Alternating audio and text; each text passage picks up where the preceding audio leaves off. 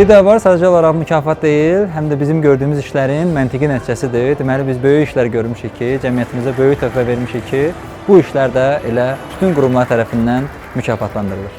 Yaradıcı Mərkəz adından ilin ekosistem oyunçusu mükafatını qəbul etmək təkcə bizim üçün uğur deyil, bu həm də Azərbaycan yaradıcı sənayelərinin yeni bir mərhələyə qədəm qoymasıdır. Düşünürəm ki, bu mükafat bizə inananların, həm də biz inandığımız yüzlərlə gəncin mükafatıdır.